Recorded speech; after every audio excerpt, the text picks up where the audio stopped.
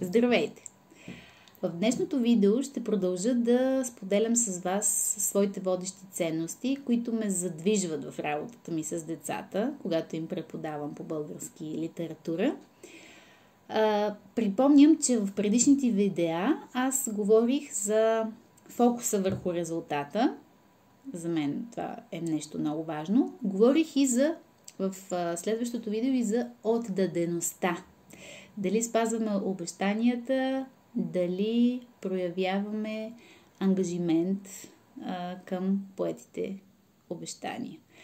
В днешното видео аз ще говоря за следващата трета ценност, която е водеща в моята работа и не само в работата, но и в личния ми живот. И това е постоянното развитие. Разбира се, в самото название личи и смисъла на ценността. Защо развитието е нещо важно за мен? Защото смятам, че всеки човек, дошъл на тази земя, е дошъл, за да се развива.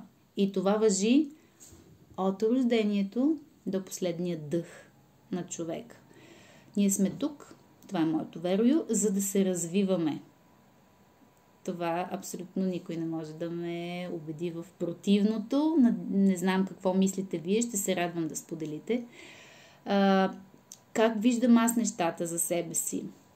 Тъй като съм приела за себе си да се занимавам с частна практика и да преподавам на учениците и да им помагам да влязат в мечтаната гимназия, за мен е много важно постоянно да откривам нови методи на обучение, постоянно да измислям нови техники на преподаване. Знаете вече интерактивните начини на обучение. Тя е една необятна вселена.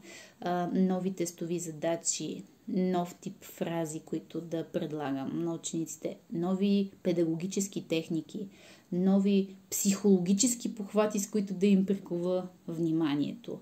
Изобщо много са нещата, в които бих могла да се развивам. Наистина страшно много е работата, която човек трябва да извърши, когато наистина иска да се развива. Това е нещо важно за мен и оценявам, че особено в днешното време на изключителни промени, човек е много важно постоянно да усъвършенства себе си, да се развива, защото няма как да седим на едно и също място.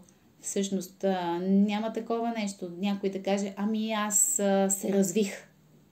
Край. Аз стигнах до своя максимум на потенциала си. За мен такова нещо не съществува. Вярвам, че ако човек се развива и спре на някакво ниво, той не остава на същото ниво. Аз вярвам, че ако спре, той започва да върви надолу. Затова постоянно човек трябва да се усъвършенства. Трябва да се развива. Това нещо тук говоря и на учениците, с които съвместно заедно се трудим и постигаме резултати заедно. Защото ми се ще, освен моя, тази ценност да се превърне и в ценност и за децата, с които работя. Ще ми се от ранна възраст да осъзнаят, че човешкото развитие е нещо задължително в човешкия живот. Не знам какво мислите вие, но смятам, че това е не само водеща ценност по отношение на работата, професията. Смятам, че това е нещо много важно и в личния живот на личността.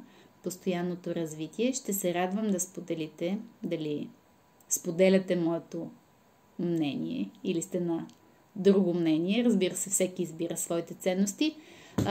Но пак казвам, че това да се развива постоянно, човек носи изключително позитивно преживяване, изключително самочувствие и гордост, изключителен смисъл и е изключително добър пример за околните и затова смятам, че си заслужава да бъде избрана една такава ценност, която да развиваме в характера си.